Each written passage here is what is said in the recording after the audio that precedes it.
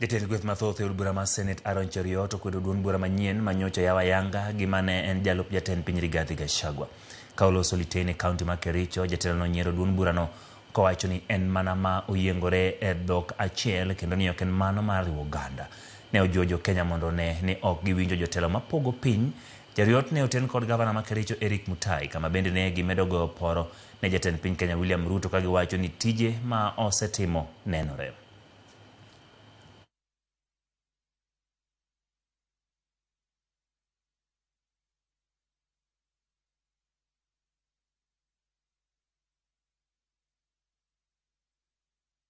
This game of yours, you have seen it from 1,001 kilometers away.